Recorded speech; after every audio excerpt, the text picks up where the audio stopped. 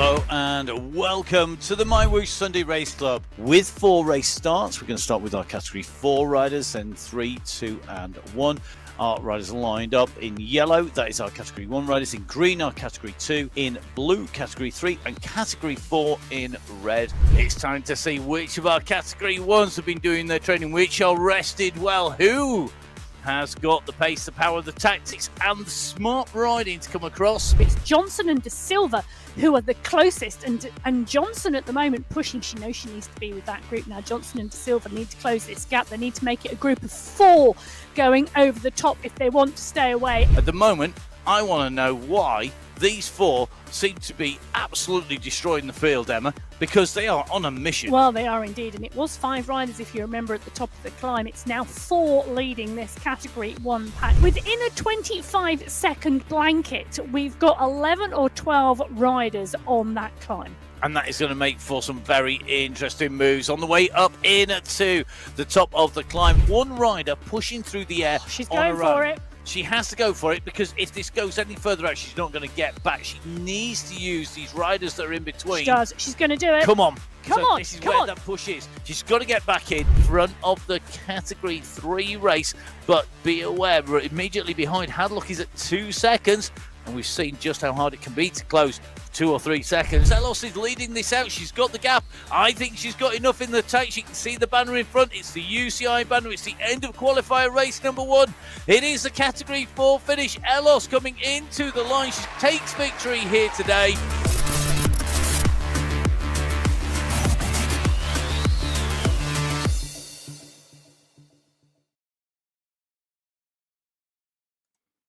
So hello and welcome to the MyWhoosh Sunday Race Club.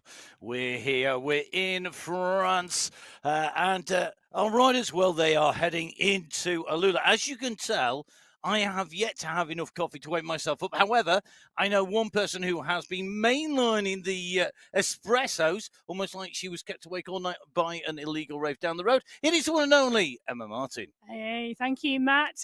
Good to be here. This Sunday, we are on Qualifier 2 in May. Amazing. I cannot believe 2024 is moving through so quickly. And we've already had some absolutely outstanding racing. The women were in Wollongong last week, and we've seen that course review. It was phenomenal. And it's a very similar course in some ways, and yet very different in others. Take us through the route, Emma. Well, we are heading to Alula today, to the what I like to know as the new Heritage Climb race route. So 35 kilometres of racing, 542 metres of climbing for the women today. And you can see it there in front of you. They come out of the start pens. There is a small climb to get the legs warmed up, and then they go through the 3 sprint sections to 13.3 kilometres where the Heritage Climb awaits. It's 5.9 kilometres in length, 5.7% average gradient, but you can see it does get exceptionally steep. It does kick to 16% in those early stages. We then come off of the top of the climb. It's a very technical descent, run through the next 2 sprint segments, and then into the final section, and it's not straightforward at all on that run into the finish. And riders can get caught out very early on, can't they, as well, with that little bump that comes before our first sprint. And that tests our riders very, very quickly. One question for you, Emma. You are the professor. Is New Heritage an oxymoron? Well, there's a good question to start Sunday Race There you Club. go. That you can tell that we are all ready for this. I hope you are too. 4 race starts. Each race start separated by 5 minutes. And as you can see, the first riders to go will be our Category 4 riders. A fantastic race in Category 4 last week with what was 5 seconds covering the top 4. We have our Petit 4 squad on here with Nikki Lloyd and Simone Francis, our regular ride promoters as well. They're regularly across the platform. But it's a big field, isn't it, including last week's winner. Well, 33 riders on the start sheets today in Category 4. This is the largest race field today, actually. Elos is here, took the win last week. Jones was 3rd. Bryson was 2nd. Myra Madeira had a 5th. Bridget Bremner was in the mix with a 4th. But there are some phenomenal, strong riders on the start sheets. Bogren is here. Lloyd, Francis, Barco, Fielder. Lenore is here. So is Smithson and Sarasuk. Well, it's 3 seconds till they leave the start pen. Away go, category 4. This is the Sunday Race Club. It's qualifier number 2 in May. And the women, well, they are up and out of the start pen and into Alula. So the Alula world that was revamped relatively recently is a fantastic world to go explore. Really, really a great place to go ride on MyWhoosh. I know that we've got a number of new riders riding on the platform. If you are watching this for the first time, welcome. Great to have you with us. We know there's been plenty of people having a look at MyWhoosh over the last week for fairly obvious reasons if you're into esports. And I think it's a great time to give you a quick rundown on what you're seeing in front of you in terms of the rider's heads-up display, the user interface that you can see in front of you. So you can see on the right-hand side, this is our leaderboard, our virtual leaderboard, the rider that we're riding with, which is Alvarez, highlighted in blue. It gives you some of her basic data, the watts per kilo, the distance covered. It also tells you the time gaps to the riders around. Directly above that, you can see the zone the rider's riding in and the course profile and the hill that we are about to hit. Dead center top, these are more detailed rider stats, including the watts, which are in green if you're in the draft, and you're hiding using less effort. If you're in the wind, it is white. And then everything else, relatively obvious, things like time, heart rate, cadence, which is your revs per minute. Bottom left-hand side of the screen, radar view. So you can see each of our riders represented by a red disc. You can see on there the speed that our riders are traveling. And when the groups start to break up, it will stretch. You can just see that group at the moment are pretty much all together. But Emma, looks like we've got a little bit of a squeeze on the front, but it's not sticking at the moment. Well, this is that climb that we mentioned at the top of the show, Matt, at 750 metres into this race. This little leg stretch comes, it's not particularly steep. It kicks to around 4 or 5%, but it is enough to get a stretch on the group. And you can see that on the bottom left-hand corner of your screen, that red disc that was tight and all on top of each other now spreading as Bremner is the rider picking up the pace on the front. Geneva Elos is there, so is Barco, so is Francis. Lloyd is in the mix from the Petit Four squad. Well, these are the riders we would expect to be towards the front of this category 4 group, but it's a big, big group with a widespread of riders, and not just a widespread of riders in terms of ability, Matt, but a widespread of riders from around the world, because I am taking a look through the flags today that are against those riders' names, and there really is some global representation here. Yeah, we've seen Colombia and Brazil. We've seen a place like New Zealand and Australia. We've got riders from Europe as well. A real mix of riders. Got riders, of course, riding in the UAE as well. So brilliant to see so many riders here. Just in with Isabella Bryson. And at the moment, she's going solo. I was about to say there should be a bit flashing warning light going on here, because Hamilton is not in with Bryson today. They are riding separately in real life and not together. Now, will this mean that they will be stronger alone, or are they stronger together? Maybe this is a legacy of last week where we got those results, and I think Bryson was in second place, wasn't she? But Hamilton being a great rider as well. And I was going to say, actually, when we're looking at the riders, Isabella Bryson was one of those riders that I thought did a really good ride.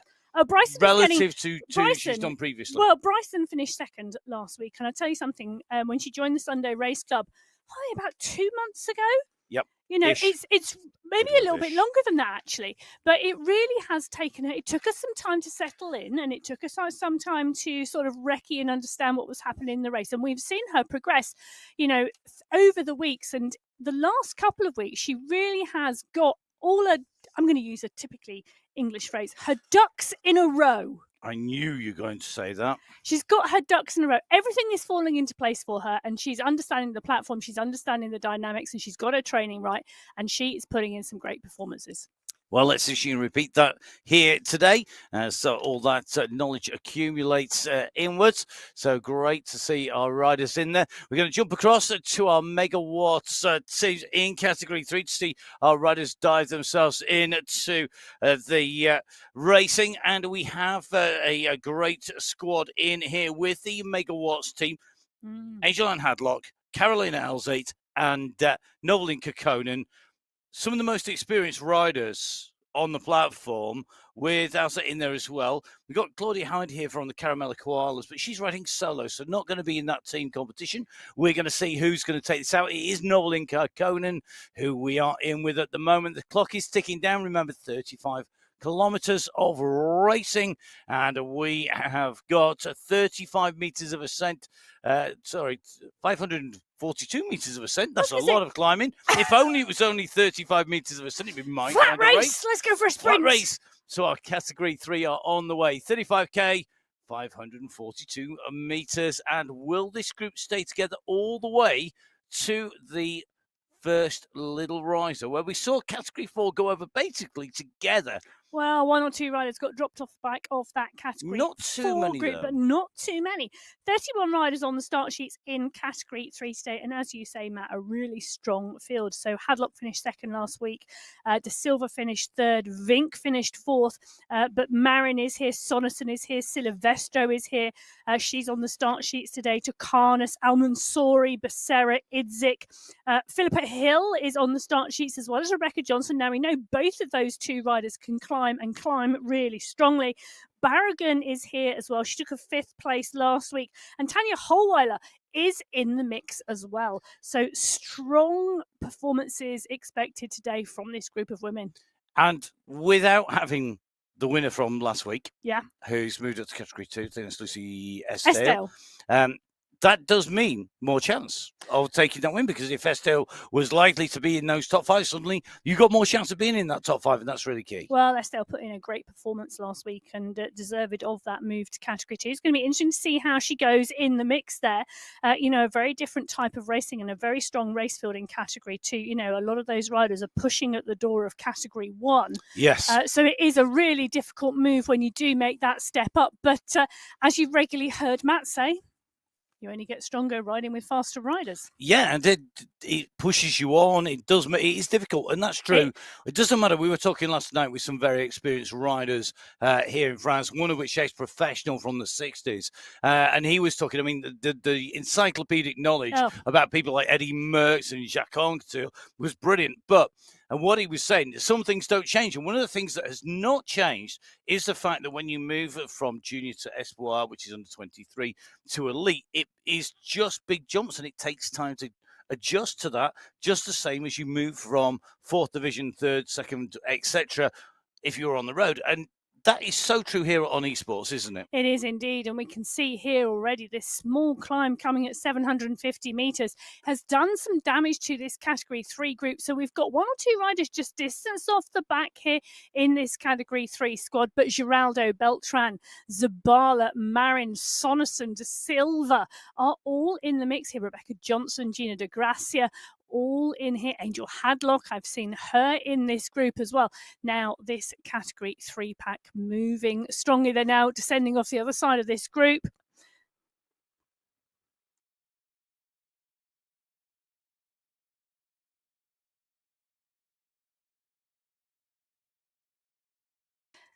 So Holweiler is the rider we are in with at the moment. And it's Holweiler's stats you can see on the screen at the moment. So 169, 175 watts. Going into the green there as she goes into the draft. When the number is white, the rider is out in the wind. When the number is green, they are in the draft. And we are 2.1 kilometres into this 35-kilometre race. And we're about to settle down now into what is a longer, or the longest, to be honest, flatter section of this course. And we can see Holweiler on the bottom left-hand side of the screen now. Great to be in with our riders and taking a look at what's going on in their worlds. And at the moment, Tanya Holweiler, to me, is looking very comfortable, just ticking along here with this group. And we know she's got loads more power, loads more pace that she can put down. And I'm sure, to be honest, if the cameras go in the middle of a massive effort, Tanya Holweiler won't look so cool, calm and collected at that point. Well, I think it's time for us to move from categories 4 and 3 into category 2, our penultimate race start here on the MyWhoosh Sunday Race Club. They're in the green jerseys. We have got Team Collide here. We've got German Prado, Marisol Manuela and Ursula Cassani. Oh, it's a team from heaven. Oh, there you go. They've collided and are now in a heavenly team. We will see if they can take it out, because it is a who's who of riders in this race field? Well, I'm going to call them Stars Collide rather than Team Collide. Okay. Because it is a group of racing stars: Jeremy Prado, Masura Manuela, and Ursula Cassani. Well, we're in with Dana Wagner at the moment because there are indeed 30 riders on the start sheets in Category 2. And Team Collide are joined by some phenomenal women who we will see ride through the stars on this course today. Now, Category 2 are up and out of the start pen.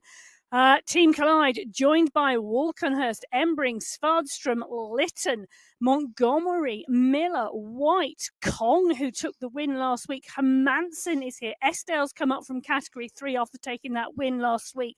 Molly Weston, Rosa Herrera, Serena Vittori, Stefania Sanchez, Wendy McAlpine. These are names we see in and on the top 5 regularly. This is such a strong race field. I love Category 2 at the moment because they are so strong.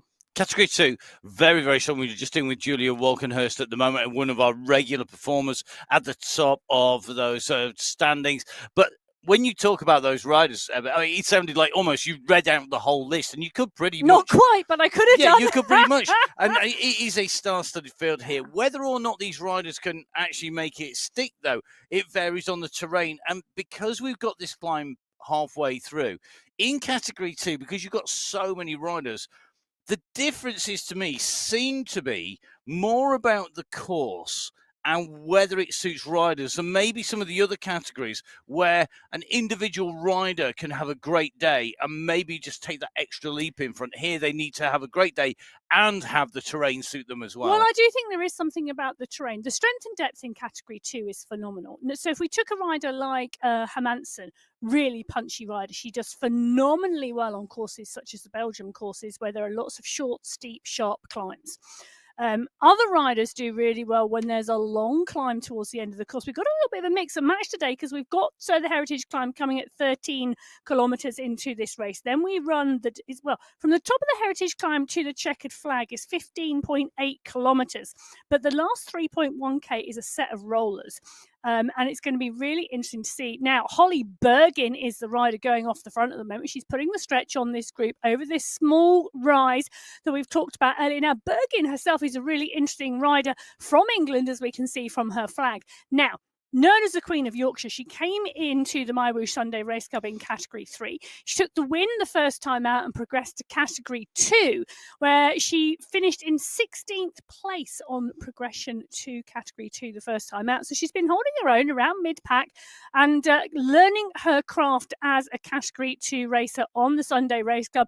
And, well, she's decided to get some airtime at the moment. She's off the front and she's stretching the group, and she's making sure the riders who she knows are really strong in that pack really have to work hard at the beginning of this race today. And Holly Bergin, having watched Holly race and ride, she's a regular on some of the events that we put on. We know that she likes a hard race. She doesn't want it to be easy than sprint at the end. No, she wants it to be tough. I mean, she does. She does. She lives in the Yorkshire Dales, and it's hard riding around there. Well, she does indeed like a hard race, but also, I've never known anybody so giddy when she can stay with someone she doesn't think she should be able to. Giddy. Oh, absolutely over the moon when she sees her own progression. And for me, that is everything. It doesn't matter whether you're Category 4, Category 3, Category 2 or Category 1. Having that love of self-improvement, the passion, for cycling, but also that ability to just love what you're doing and love the challenge. Well, Walkenhurst, Montoya and McAlpine are all loving the challenge at the moment of being in that Category 2 pack, though I'm trying to see which one of the three is enjoying it more. But they're all concentrating at the moment because this is early doors in this Category 2 race. No one wants to get distanced, and we're on this flat run now, coming towards the Valley of the Tomb sprint. That's the first of 5 sprint segments along the way. It is, and the sprint segments, for those people who may be new to watching the show, don't count towards the overall, but they do enable you to score points in the competition and potentially wear the green skin suit of sprint leader. And there's no UCI regulations saying that they can't match or not match, as the saying goes. Now, let's move on to our Category 1 teams. We have the Effetto Skier Squad, Kalman, Bassoni, Columbi, Giovanni, and Whitelaw up against the peak performers, Donny, Korchinski, Bjerg, and Sidlick. And then we've got the sweet sensations, Velt, Fua, Bruni, Koistonen. Now, if in a few months' time we get to October at the World Championships and you think, hang on a minute, Matt just read out exactly the same list he read out back in Qualifier 2 in May. You wouldn't be wrong, I suspect, because do you know what? All of these riders are capable of being in there. Will they be in at the finale of today's race? Before we get to the finish, we've got a lot of terrain. Away you go, Category 1. Who is going to be the golden rider today? We have half our race field in those 3 race teams. We've got about half the race field not in the teams, and they're just as strong. Oh, yes, they are. 24 riders on the start sheet today in Category 1. And on top of those 3 teams in that list Matt read out, hold your horses for some more world-class riders. Yeah, 100%. Amelia Van Hove is here, Cornelia Engstrom, Gonzalez Rua, Gallegos, Nordin, Jen Reel, Manshandi, Holdcroft, Soderstrom, Larson, and Tiffany Penner on the start sheets today. This is going to be a cracking race. Now, I've got some interesting information for you, Matt, and our listeners. This professor type statistical evidence-based information? Go on, it's some fun stuff. Information on who has placed where on this course. So, Qualifier 1 in March, the first time we were on this course in Alula, Category 1, it was Emma Belforth who took the win in 59 minutes and 50 seconds from Columbi, Bassoni, Velt and Van Hove.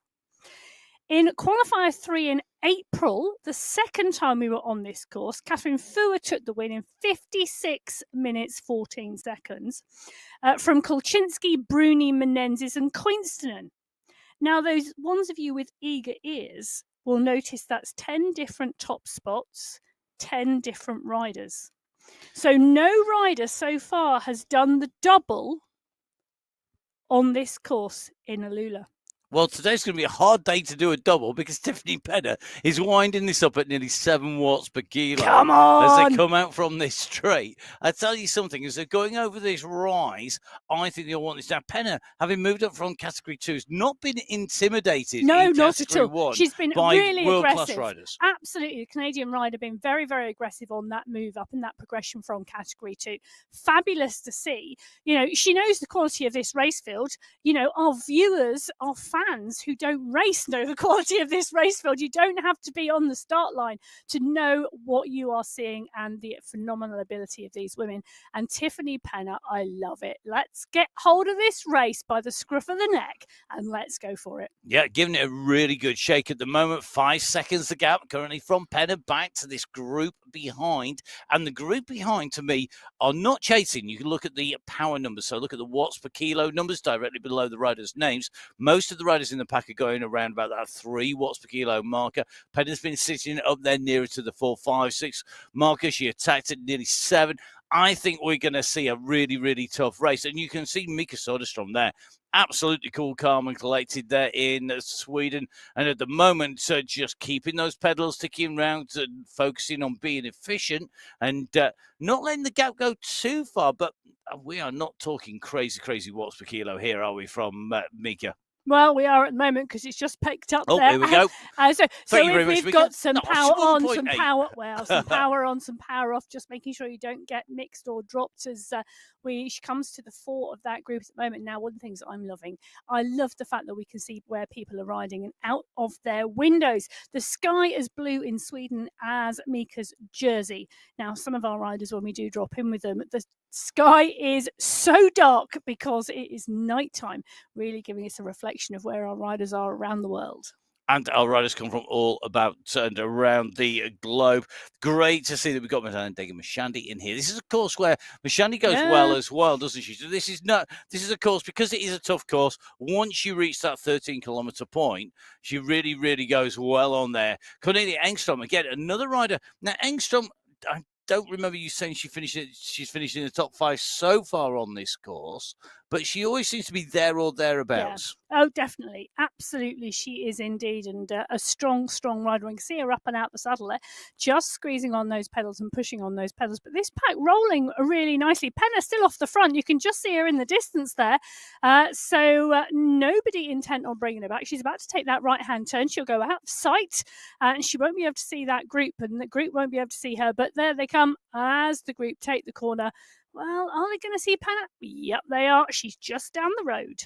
Well, you say that, but you're going to have a nice big screen at the moment because she is a diminutive figure. It's all right for us here in the commentary studios with our super high def big screens, but no, riders, of course, are going to be staring into whatever they are playing on and racing on. Now, some people we know, if you've got a super duper paint cable, there was a really nice one actually with a massive screen TV. I'm going to go old school here. So it must have been like a 55-inch TV or maybe even a 60. It was huge, and it had the new MyWhoosh Go across it that they brought up from their Apple TV and put onto the screen. It looks amazing on there. Other people will be playing on an iPad or a phone, and that makes it more difficult when you're racing. This group, if you're looking on a big screen, will be able to see the detail, the riders, etc. But when you're playing on something small, it is more difficult, isn't it, when you're racing? It is indeed. And having the view and being able to take in all that information, because our riders will want to take in as much information as possible during the race. Now, one of the bits of information they'll all be taking in at the moment is, where's Tiffany Penna? Because she's over 10 seconds now clear, but the pack do not look as though they are too worried about it at the moment. Be our head, we are in with it. Do you know what? That is that's a smile. B, that's not giving it full gas at the moment. No, definitely And not. I'll tell you something. I think this is a course where Marlon Bjarhead is going to excel at because we know she's a super smart rider. Well, you know, she was 5th last week. She is on form at the moment and working really strongly. For me, one of the interesting things, though, is the fact that there are so many women in this race field who are capable of being on the top steps of this race today. It's all about tactics. It's as much about how they're feeling as how their legs are and what the tactics are and how this race plays out. And I think for me, this is an interesting move by Penny going off the front. She's going to be using a fair amount of energy compared to the riders who are sitting there in the draft, but she's confident that she's got the pace power to hold that and to keep going and to stay in contention later. Then it's making life harder. She's able to ride at her pace, not answer the pace fluctuations that are set by other people. That may well be to her advantage. Now, the Category 1 riders, the group coming into the sprint denoted on the radar, the satellite navigation view left-hand side with those green arches, start and finish of this sprint separated by 300 meters. And remember that every time our riders go through these, they will clock a time on the way through. The fastest time through will take them to the top of the standings to score points to be able to pick up the green skin suit. And that green skin suit indicates that they are the fastest rider through the sprint in their race category. As you can see, well, we said she was made out of tough stuff. Holly Bergin was the fastest rider through there at the moment. These times are live, so anybody sprinting through at the back of the race field could change those. But we have 4 different colours in the top 4 spots. Yeah, that was indeed what brought forth the happiness from my inner self. Holly Bergin from Cat 2, Gina De Gracia from Cat 3, Myra Madera from Cat 4, and Sophie Giovanni from Category 1. The top 4 fastest times through the first sprint today. Separated by less than a second. Yep. Which shows that all these riders are going basically at a very similar pace in the top 4. Can you remember, Emma, ever having seen 4 different categories holding the top 4 spots in a sprint? It's not very often that happens. I can't actually remember it. Okay, pop down. Qualifier 2, May, women's race, Alula. Date in your diary? Write it in the diary. Okay, we will do that. Now, I'm going to take a little look at our riders who are a little bit further down the course. Category 3 in blue, Category 4 in red. Category 4 well on the way up into the climb. The climb starts at 13.3k. We are now at 14.1 with our group at the front. You can see that there is a green skin suit in there. And that rider is Myra Madera, a regular winner of the sprint points, but this is where it goes skywards. And at the moment, Bridget Bremner starting to wind this up on the front. Now, no, Bridget has been getting in some serious sunshine time. She's actually out in the UAE, if I remember correctly, at the moment. She is, and she's a very strong climber.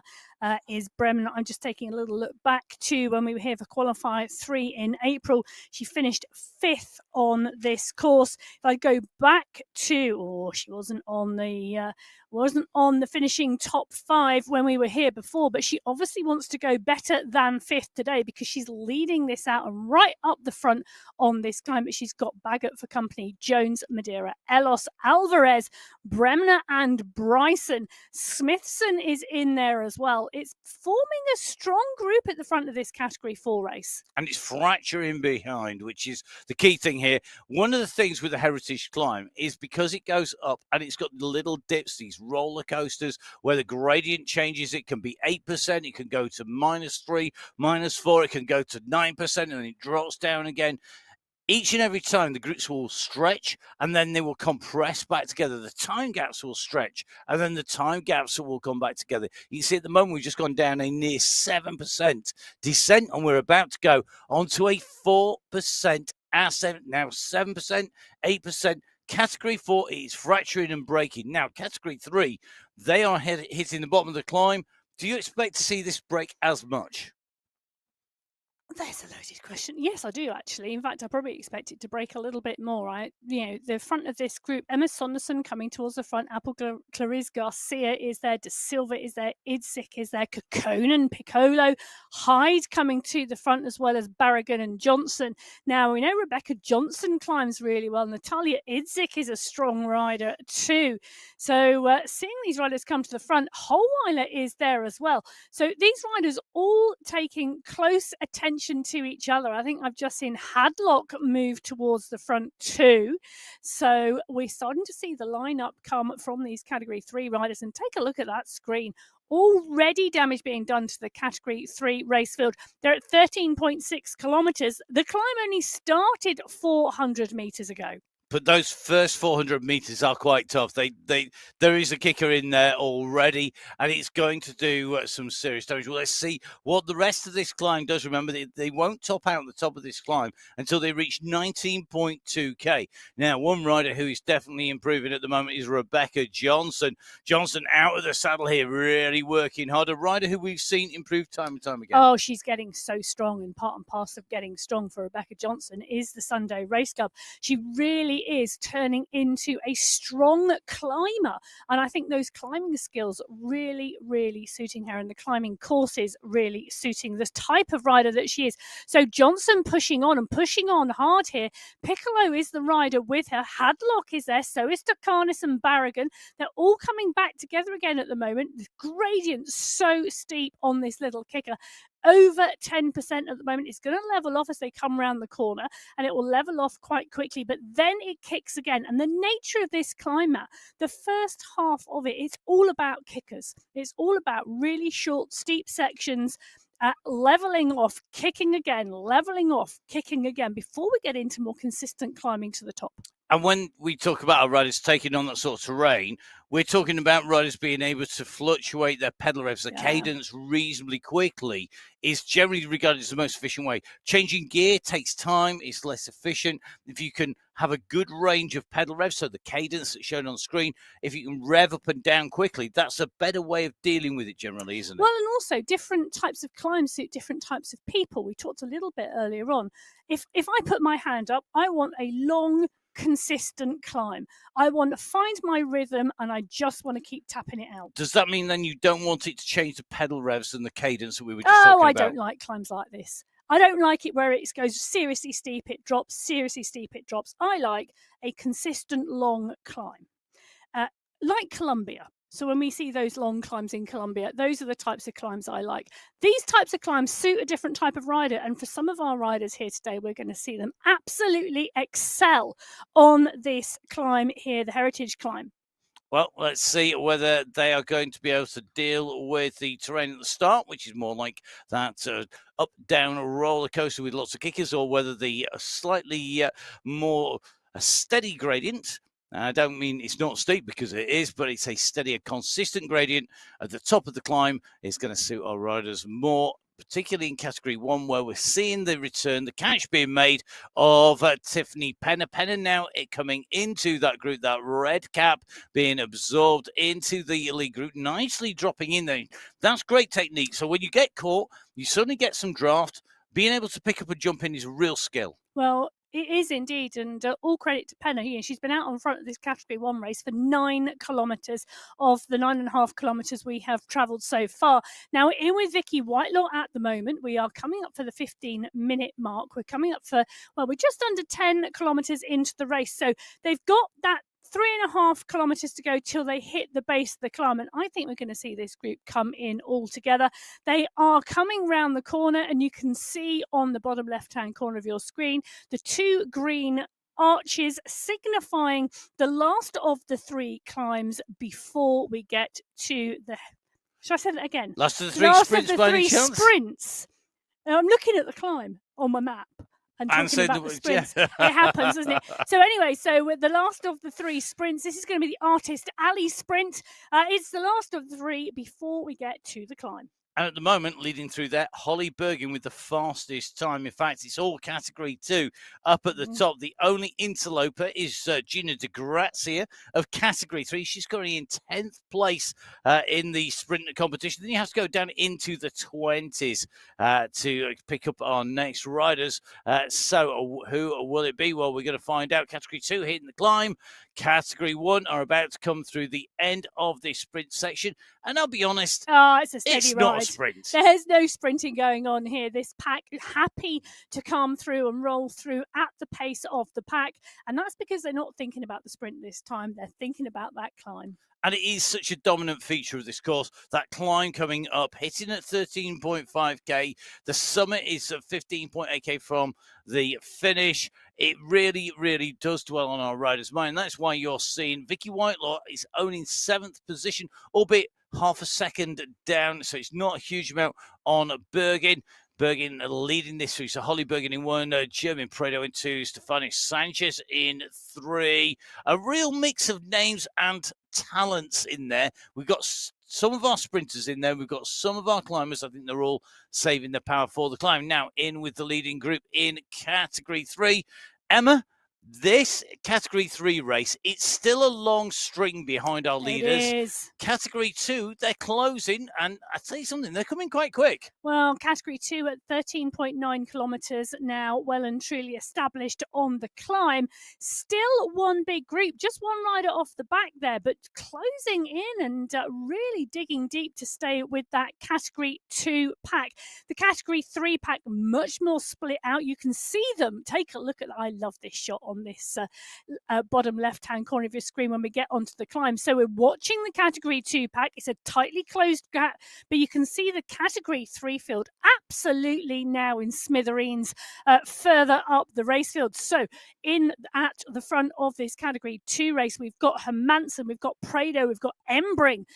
We have indeed this pack riding really strongly, and we can see Anna Embring now on the bottom left, just taking a little bit of respite on this little short downhill run before we kick again, and the pace kicks again, but she's still at the front. She's leading this group up and out of the saddle as she comes around the corner.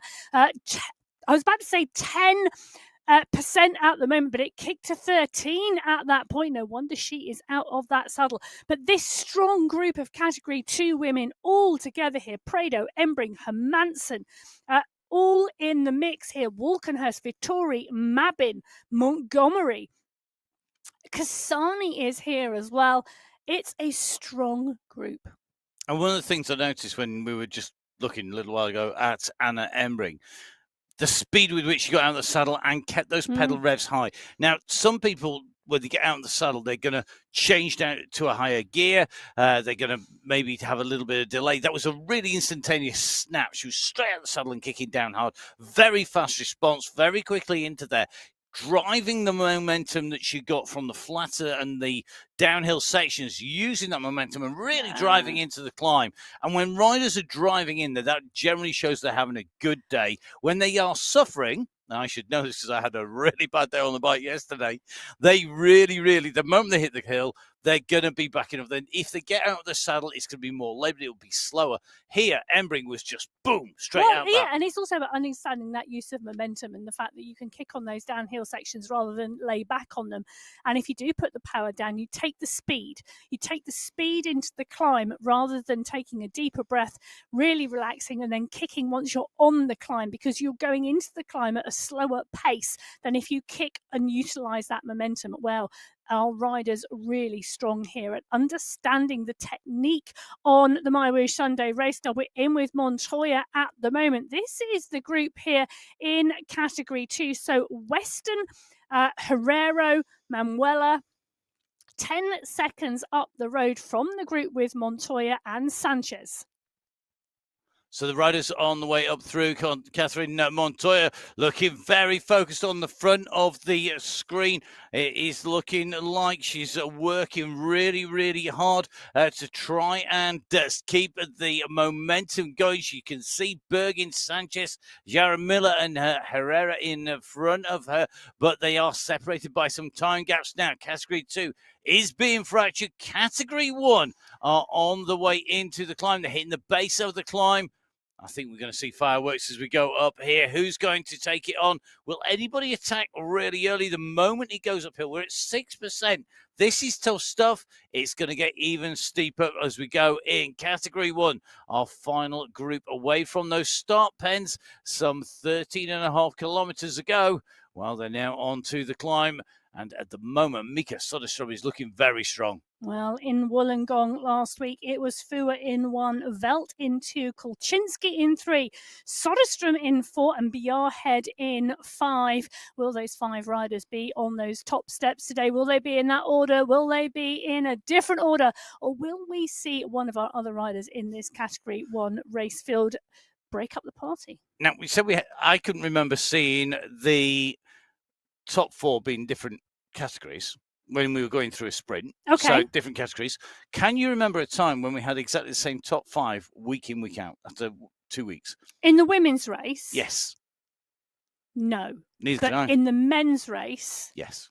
Yes. So in the men's race, we have had a run of 3 weeks where all 5 riders were the same, but they finished in different orders. Can you remember how long ago that was roughly? Not very long ago. Oh. And I can tell you that because it was Coalition Alpha Jaw dominance. Well, yes. With Said Sefazadi just hanging on in there.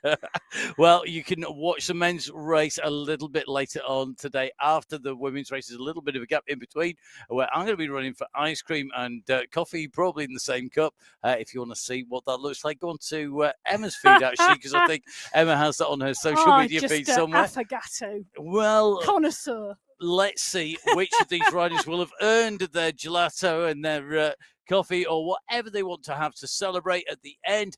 At the moment, everybody working hard. They're on the climb. The Category 2 leaders now catching the back of the main pack in Category 4. Category 4 leaders, Bremner, Elos, Bryson, Jones, the leading group of Bago just at the back of that pack of 5. Phenomenal racing from Katie Baggett at the moment. Yeah. You know, she was new to the Sunday Race Club this year, and I tell you something, she has really worked and committed to this because this is a great ride from her. This is the first time we've seen Katie Baggett absolutely establish herself in the top 5 on a climb. And if she can stay in this top 5, that's a big group. Come on, Katie, you've got to dig in here because a group of 5 going over top behind you. You see you've got Madeira, you've got Francis, but you can see lots of these groups are fractured.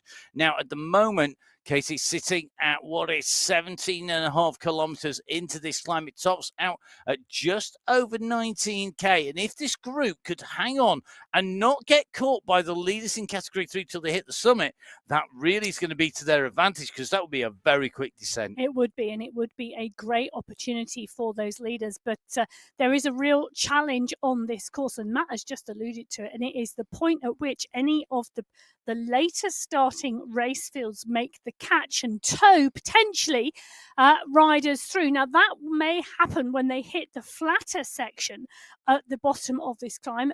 Hanging on the technical descent like we've got on this heritage climb is very hard because there are multiple kicks and uphill sections on the descent. And with less than 2K to go, I have to say, it's looking less and less likely that Category 4 will top the summit first because of the express train that's on the front of Category 3.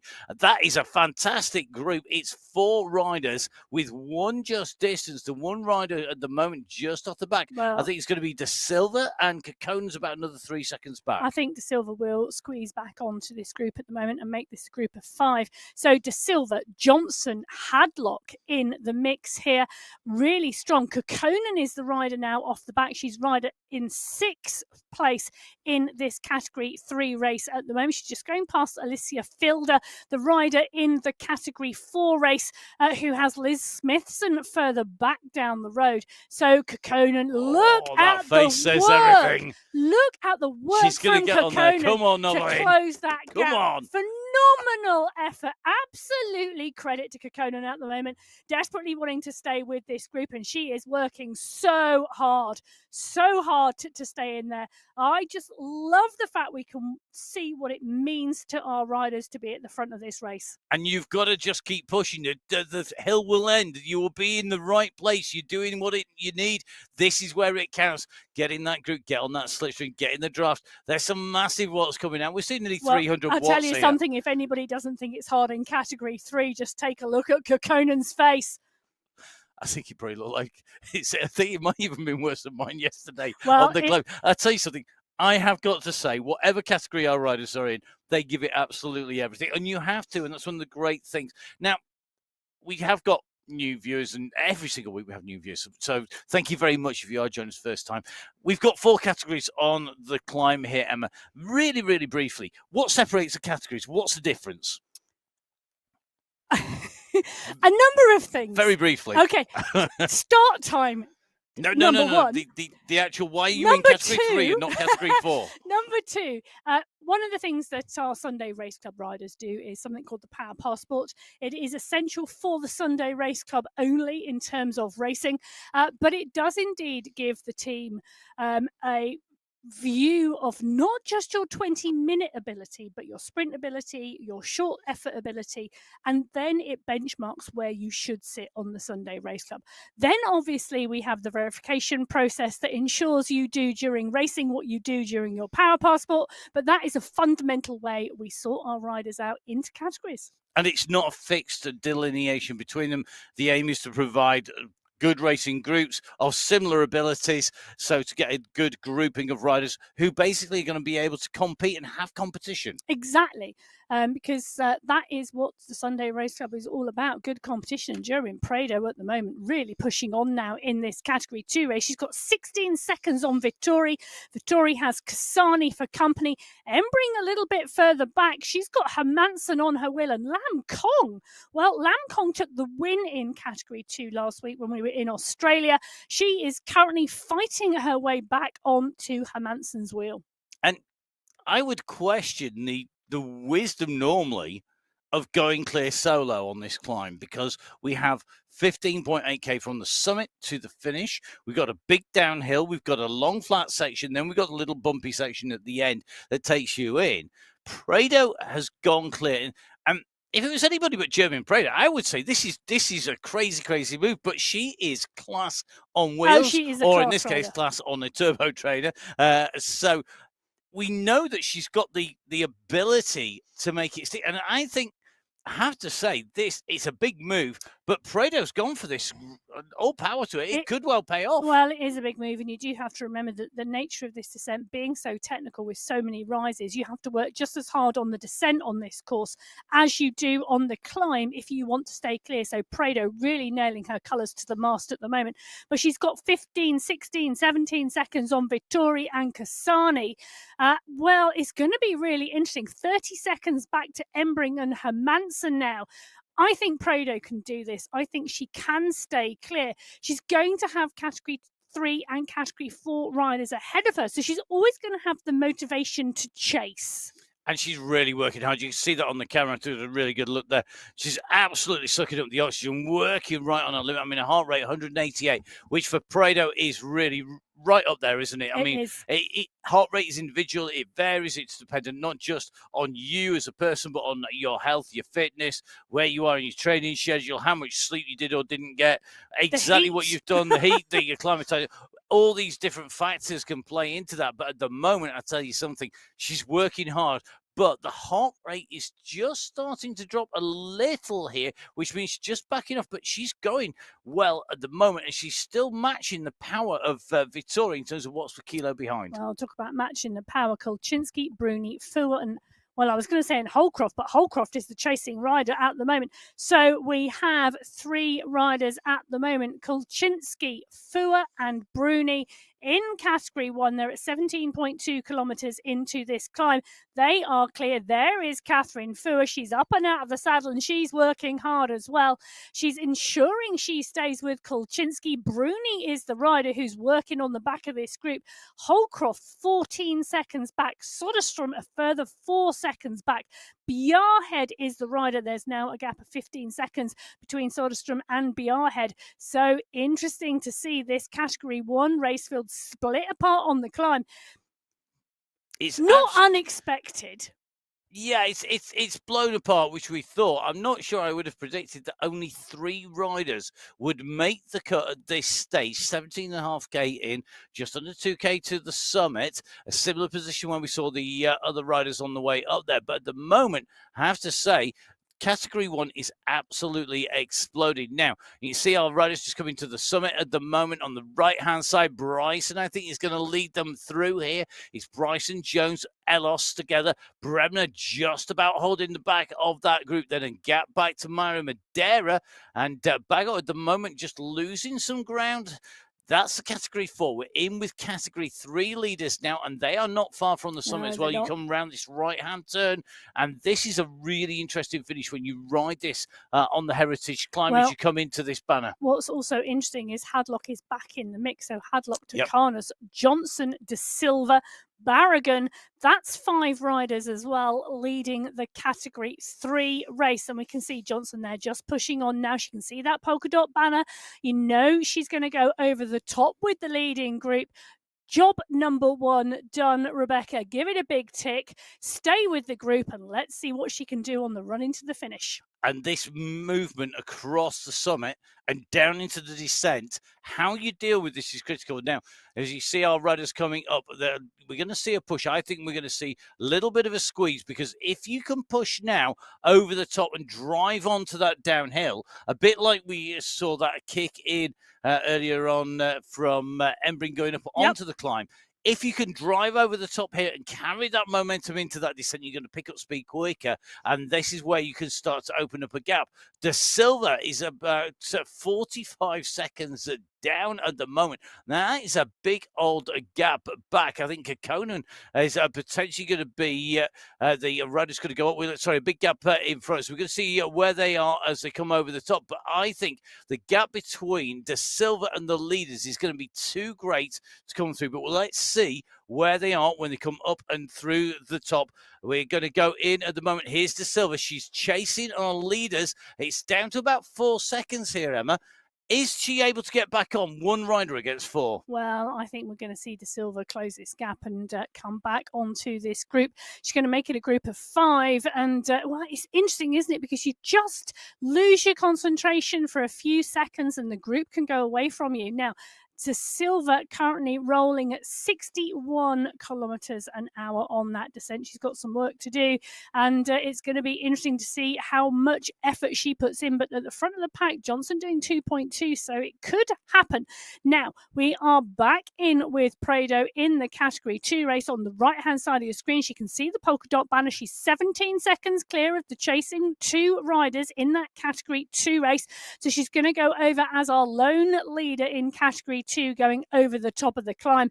On the right-hand side of your screen, that's Kolchinsky and Fua, the 2 riders now clear in the Category 1 race. So all action here on the Heritage Climb. The Alula World very rarely gives us any racing that isn't absolutely jam-packed. The riders are making the way onto this climb. Prado goes over the top. Now that gap, Emma, it's at about 13 seconds, 10 to 13 seconds going over the top. That gap we will see open up as she goes into that descent, though, and really starts to accelerate away with that pace. So it will open, and you'll see the gap opening up in front. Kasani is going up with Vittori, two very good climbers, but it is really fractured in Category 2 because of the work that Prado's done on the front. Category 1, would you have predicted that we would have two riders at the front? I wouldn't have said three would be a small number. Two is incredible with that kind of gap back to Bruni of 11 seconds. Well, it's 11 seconds back to Bruni now, but it's Fua and Kulczynski. We know these two riders are on form at the moment. We know they can both climb, and I'm not surprised. My question, I suppose, will be, it's going to be interesting to see how long these two can hold their dominance on the climbing, and at what point we see other riders come into form and really show what they can do here. But at the moment, Kulczynski and Fua really dominating this Category 1 race. Bruni 12 seconds back. And for me, I think it's going to be interesting once we get onto the flat section and on that run into the last 4 kilometres of this race, because at that point, we're really going to see where the gaps lie in these races and how it's being set up for the finish. I think so, and you can see that in all of our race categories when you see the riders going over the top. In Category 4, Bremner, Elos, Jones and Bryson, the riders going through at the front. In Category 3, it was Hadlock, Barragan, Taconis in there. Category 2, Prado, Kasani, Vittori, Embring, Hermansen, Kong, the riders who went through right in the front with Manuela and McAlpine. We're going to see Kulczynski and Fua go over the top, which is no surprise. We know that they are world class and they're on form, and the terrain suits them. It's kind of that perfect storm, isn't it? Everything is in their favour at the moment. On that descent, would you say that Bruni's best option is to wait for the riders coming behind, or does she just have to push on and try and use some of the other category riders? Well, I think the latter is the answer for me. You've really got to just keep pushing, particularly on this climb, and on this descent, because of the type of racing terrain that this is. Well, Catherine Fua setting the fastest time, 15 minutes, 22 seconds for the climb. Kulczynski on her wheel, 0.445 of a second back. Now, take a look at that time from German Prado. That is impressive. She's 2 minutes, 26 seconds back. Mel Bruni going through in third place now. Third rider in that Category 1 race. 20 seconds she lost on that climb to Fua and Kulczynski.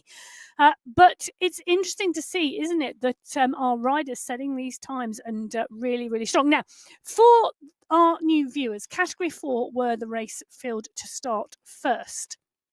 They've been our leaders on the road for some time. They are still our leaders on the road. You can see them there. Jones and Bryson, the two riders at the front, 3 seconds back to Elos, 7 seconds back to Bremner.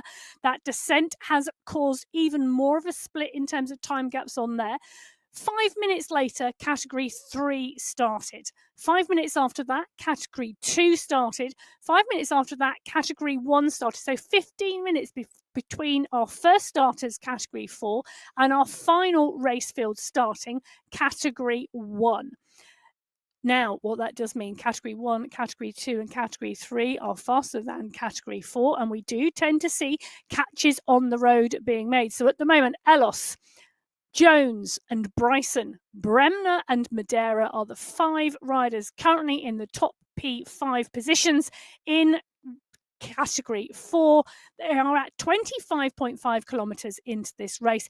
The leader, Hadlock, in Category 3, well, she's not leading anymore, is she? Because Taconis, Barragan and Johnson have pushed on this descent. Do you know, I said this descent was going to cause issues. And I think when you've got Taconis, Barragan and Johnson dropping Hadlock for 2 seconds, somebody who we saw right at the front, she took the fastest time up.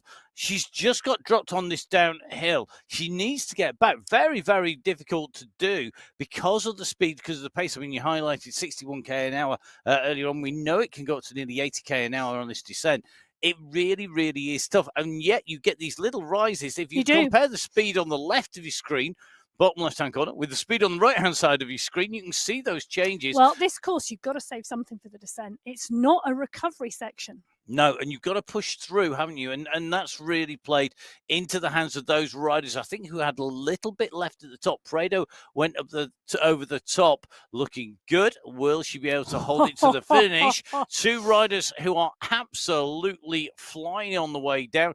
Well, at the moment, Fuhr and Kolchinsky are on the descent. Bruni is on the descent as well. She is at what is 22 seconds, so it's holding just about at the moment on the downhill. She has got some good riders in between. Smith and Zabala Montgomery in between. They're in categories 4, 3, and 2, respectively. But they could well see the express train of Bruni coming back down and into contention. Yeah. Whether or not she could get back on that long flat section, it's a long way, isn't it, from the base of the descent to the start of the bumpy section, which is about 31.5k in. Yeah, it is indeed. And interesting to see Fuhr and Kolchinsky obviously going over in 1 and 2 in that category 1 race. Bruni going over in 3rd, Holdcroft, Soderstrom, Velt, Bjarhed, Van Hove, Larsen, Nordin, Sidlick, and Penner. That's the top 12 riders going over the climb at the moment in that category 1 race. So really interesting to see what is happening. And to tell you something, Catherine Fuhr and Kristen Kolchinsky are working each other's socks off on this descent at the moment to try and stay clear and ensure the two riders go into the finish together. While on the right-hand side of your screen at 27.1 kilometres is a very different profile for the leaders in category 4. It's flat, flat, flat, and it's Bryson and Ellos. Jones is there as well. 3 riders clear, Matt. Well, you said it's a very different profile. It's time for us to look at the course profile. Let's take a look at what faces our riders in the last third of this race route here on qualifier number 2 in May on the Sunday Race Club. As we take a quick look at the Elephant Rock, we're a long way past there. We're going to make our way up the climb. A rider dropping down. You can see we have 2 sprints on the way in, the Hegra Sprint and the Green City Sprint.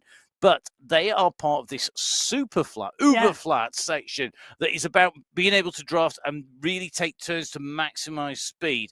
And that is a technique, isn't it? It's almost team time trial if you've got riders with you. Well, if you see any catches being made, that's the section where the catches are going to be made, but only if we see large groups of riders working together. It's very, very difficult, isn't it, to make that kind of ground up because of the time gaps open at the top, but not impossible. Then we have the bumpy section, this sort of sawtooth profile at the end that takes us through to the finish. The polka dot banner of the Farquhar Hills will be at 34.5. So the Farquhar Hills finish at 34.5. Then it's 500 meters to the race banner for the finish. And that is going to be really, really critical, isn't it? Because it is bumpy and it's really tricky to get this finish right. We've seen people lose it in the last meters because they get the timing wrong, sprinting for the finish. It is a very technical finish, and we often see groups go into the final section, the roller section, as a group, but one rider then come clear, because you have got to have, I'm going to put my teeth back in, you have got to have something left in your legs. And if you said that in the past tense, would that be you've got to have had? Something. That's a wrong choice of words there, but that was a real mix. It was, wasn't it? Do you know what? I think you're right, though. I think your point is absolutely spot on. You've got to have something left, because if this was a flat run to the finish, you only need enough energy, really, for that last 200-meter sprint or 300, depending on whether you're a long-distance sprint, you want to open it up early or late. Whereas, because it's flat and then it's rolling, you've been on the river, you've been working hard consistently, then you hit the climbs of the end, and they're steep little kickers, and you've got to dig deeper there. And that's where it's really going to count. Those riders who've got that pacing right, who've got the stamina, are going to be there. Now, would you normally expect that to be the case for Category 1 that would be better at that pacing than Category 4? Or is it equal across all categories? Emma? Oh, I think it doesn't get harder. You just go faster. So I think in terms of... Oh, dear. We will issue a cycling bingo card. I think we should. You. That would be really good fun. You know, we should issue cycling bingo for the Sunday Race Club. But I think we are going to see those final sections, whoever's legs are feeling freshest, but no one's legs really feel fresh after they've completed 31 kilometres of the Sunday Race Club. But we are starting to see, take a look at that on the left-hand side of your screen, at 28.5 kilometres, 500 metres behind the leaders on the road. The Category 1 leaders are now rolling with the chasers in the Category 4 race field. So the chase group left-hand side, chasing the group on the right-hand side. That gap is coming down, and it is an increasing group. The leading riders in Category 3 in the blue skin suits, chasing the riders in the front of the race. I'm just looking, actually, it's pretty much that banner that you see on the left-hand side. They've just gone underneath it, and there's nothing separating them really at the moment. It's matters of meters. I think it's going to be about 350 meters max separating these riders. 400. We'll see if this group can pull them back now. Taking a look at the screens, you can see as they go underneath this banner that we are now making our way through at 29 kilometres in the Green City Sprint. And as we go over the top of the water here on the bridge, this group is a big group now. There's a few people stretching out, a few people getting those emotions shown, whether that is Usain Bolt lightning or whether it is the back's going, all the battery's flat. Take your pick. Well, I'm just wondering whether there's a little bit of psychology going on here today. I think so. At the front of this Category 3 race, 5 riders in the mix. And, well, I think it was Johnson who indicated the tiredness first, followed by Hadlock. Psychology? Well, who knows? We'll see.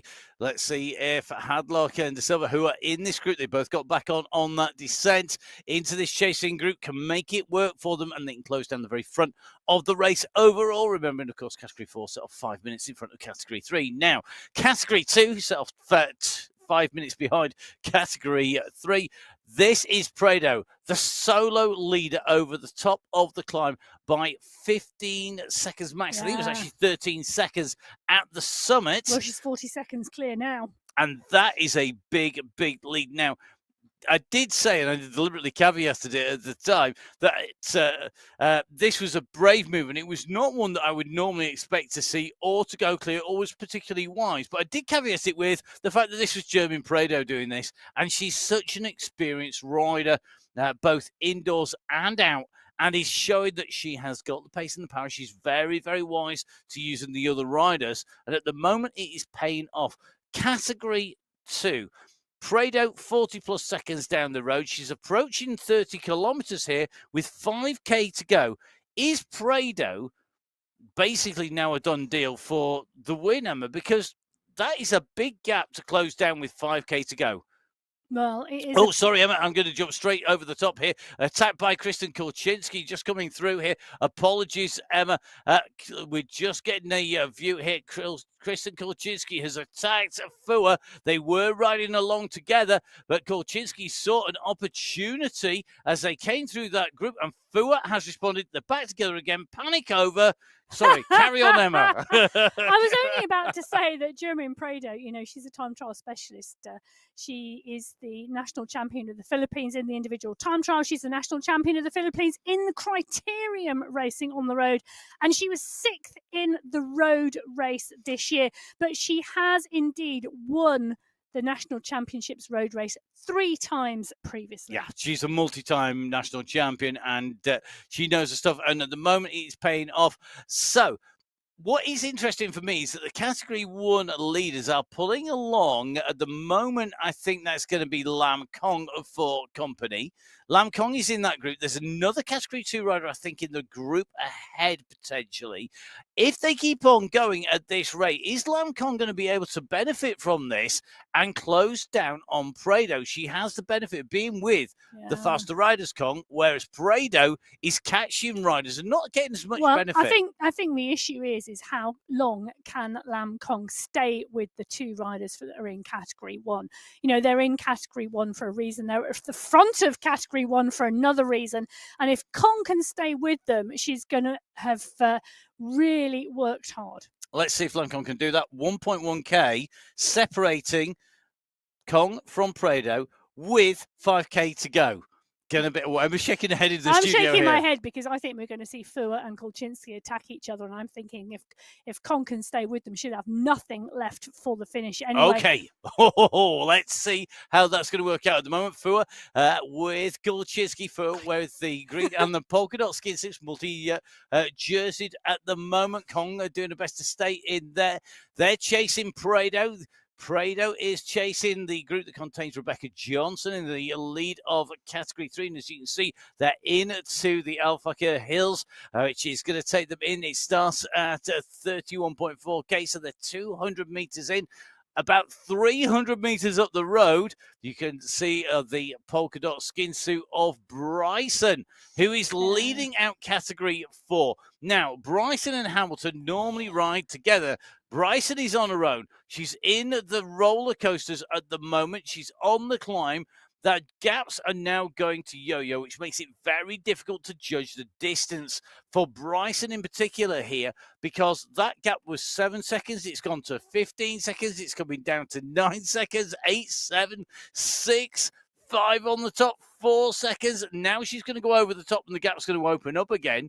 I expect to see that distance yo-yo. This is going to be really, really difficult for Bryson, but not impossible. Well, explain to us, Matt, why we see the constant change of time. Oh, I hate it when you do this. It's very complicated for a simple man's brain like me. Right, steady, easy, honest. The speed and position of the rider are calculated to give us a time gap. It's not a fixed point, so we don't start the clock when the riders go past a set point. Third lamppost on the right-hand side with the ostrich running. Start the clock, then the riders come past, stop the clock. It's a live time gap, and that means that it can yo-yo up and down. The riders will be going much slower when they're on an ascent, and particularly when we change gradient up and down so fast as we do on these roller coasters at the end of the race here. We're going to see those time gaps bounce up and down, and it makes it very, very difficult. Now we can see all four of our riders on the screen there. We can see their avatars. We've got Bryson on the right of your screen, Johnson second from the right. We've got Paredo third from the right, and on the left-hand side, it is Fua. Fua at the moment, laser beam focused, targeted on the back of Kolczynski. Paredo working, giving it everything to stay clear of the riders behind. Johnson wants to stay in contention with that leading group. She's got to dig in really deep here. She won't want to let that elastic snap. And Bryson at the moment in Category 4 is absolutely burying herself to get into the finish. Will we see her arms go up in the air in real life as she goes over the finishing line? Well, she's still got some distance to do because she's at 33.2K. The chase behind, it is 400 now, 300 meters back to Hadlock. Hadlock up to fourth overall in the race with only 3 Category 4 riders in front. Well, Bryson now with 1.6 kilometres to go. She's got Georgina Jones 4 seconds back now. Previously, Georgina Hyde before she got married. Anybody who knows the Sunday Race Club will know Georgina Hyde and the quality of the racing that she does. She is not going to give up on this chase to Bryson. Bryson's going to have to keep the pedal to the metal the whole way to the line at the moment. Hadlock is coming as well. She's got 400 meters till she sees Bryson. Will Hadlock sweep up the riders behind and give them benefit? But she's going to be so much stronger at the moment. Well, Hadlock now has Barragan and Tokanis in the mix. This is coming together. We're getting towards that finish line. Just 1,500 meters to go for Category 3. Well, and it's 1,300 meters to go for the leader in Category 4.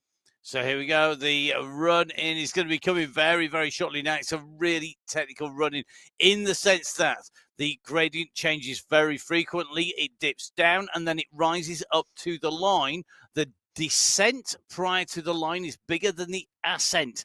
And that means that how you approach the final downhill and enter the final downhill, take that down ramp and then carry the momentum through. So all those things that we were talking about earlier on the climb have to be put into effect here to get into the finish. It's no good having the best sprint if you do not go in quick enough to be able to make the most, because somebody is coming behind. Right hand side of the screen, 900 meters to go.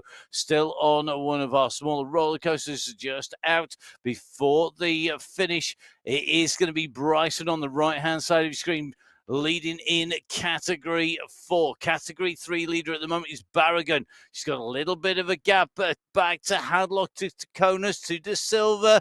It's looking very, very tasty indeed. And behind Bryson, I tell you what, Georgina Jones and Elos are not out of this either.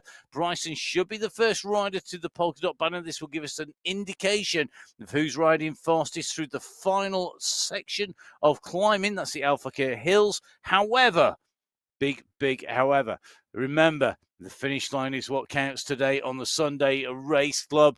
And this is where we're going to see our riders run their way in to the finish. Bryson over the top now. She's got to get this right. 500 meters to go. Emma, take us into the finish. Well, Bryson is indeed tapping on those pedals. She's coming up to the top of this climb. She's got 400 meters to go till she sees the finish line. She's now on the descent, but she's keeping on pushing.